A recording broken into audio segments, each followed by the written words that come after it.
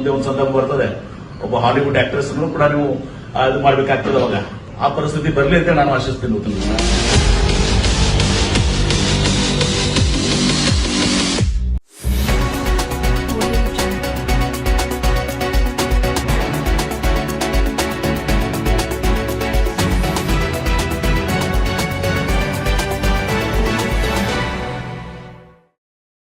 ನಾವು ಹೆಮ್ಮೆ ಪಡಬೇಕು. ಈಗ ಎಫ್ಎಂಸಿಜಿಗಳು ಏನಿದ್ದಾರೆ, ಈ ಎಫ್ಎಂಸಿಜಿಗಳ ಗ್ರೋತ್ ಬಗ್ಗೆ ನಾನು ಮಾತಾಡ್ತೀನಿ ಸಲ. KSTL ಇದು ಟಾಪ್ ಎಫ್ಎಂಸಿಜಿ ಕಂಪನಿ ಈ ವರ್ಷ.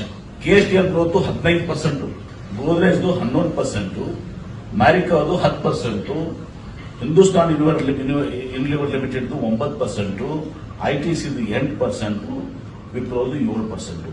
KSTL growth 15%. ಇದು ನಮ್ಮ ಸಾಧನೆ.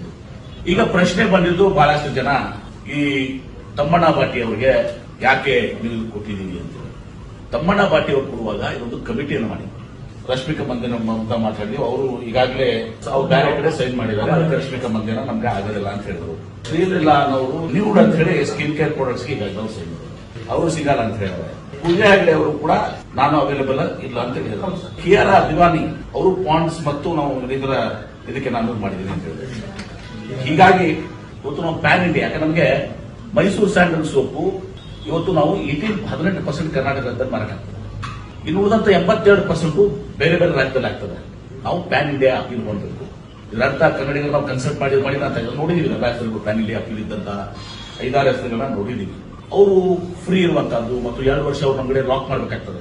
2 ವರ್ಷ ನಮ್ ಕೂಡ ಅವರು ಬೇರೆ ಎಲ್ಲಿನೂ ಕೂಡ ಎಂಡೋರ್ಸ್ ಮಾಡಬಾರ್ದು. ಇದೆಲ್ಲ ಕಂಡೀಷನ್ಸ್ ಅನ್ನು ಒಪ್ಪಿಕೊಂಡು ಇವತ್ತು ಇದು ಮಾಡಿದಂತ ತಮ್ಮಣ್ಣ ಬಾಟಿ ಅವರು 28 ಮಿಲಿಯನ್ ಫಾಲೋವರ್ಸ್ ಹೊಂದಿದ್ದಾರೆ. 2.8 crores, 2.8 ಕೋಟಿ ಫಾಲೋವರ್ಸ್ ಹೊಂದಿದ್ದಾರೆ. ದೀಪಿಕಾ ಪಡುಕೋಣೆ ಅವರು ನಮ್ಮ ಬಜೆಟ್ಗೆ ನಿಲ್ತುವುದಿಲ್ಲ. ಅವರು ಬಹಳ ಅವರದೇ ಒಂದು ಪ್ರಾಡಕ್ಟ್ ಎಲ್ಲವನ್ನ ವಿಚಾರ ಮಾಡಿನೇ ಇವತ್ತು ನಾವು ನಿರ್ಣಯ ತೆಗೆದುಕೊಂಡಿದ್ದೀವಿ. ಇದರಲ್ಲಿ ಯಾರು ಕನ್ನಡದ ಅಸ್ಮಿತೆಗೆ ಧಕ್ಕೆ ತರಬೇಕು, ಕನ್ನಡದ ತರಬೇಕು ಅಂತಿಲ್ಲ.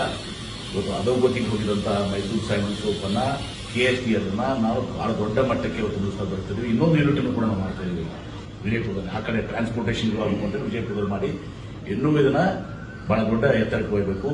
ಅಂತಾರಾಷ್ಟ್ರೀಯ ಮಟ್ಟದಲ್ಲಿ ಕೂಡ ನಾಳೆ ಒಂದು ಪರಿಸ್ಥಿತಿ ಬರ್ತದೆ. ಅವಾಗ ಮತ್ತೆ ನೀವು ಬರ್ತೀರಿ, ಏನ್ರಿ ನೀವು ಹಾಲಿವುಡ್ ಆಕ್ಟ್ರೆಸ್ ನೀವು ಬ್ರಾಂಡ್ ಅಂಬಾಸಿಡರ್ ಮಾಡಿ. ಯಾಕಂದ್ರೆ ನೀವು ಯುರೋಪ್ನಲ್ಲಿ ಅಮೆರಿಕಾದಲ್ಲಿ ಇದು ಮಾಡಿದಾಗ ಮುಂದೆ ಒಂದು ಸಂದರ್ಭ ಬರ್ತದೆ, ಒಬ್ಬ ಹಾಲಿವುಡ್ ಆಕ್ಟ್ರೆಸ್ ಕೂಡ ನೀವು ಇದು ಮಾಡಬೇಕಾಗ್ತದೆ. ಅವಾಗ ಆ ಪರಿಸ್ಥಿತಿ ಬರಲಿ ಅಂತ ನಾನು ಆಶಿಸ್ತೀನಿ.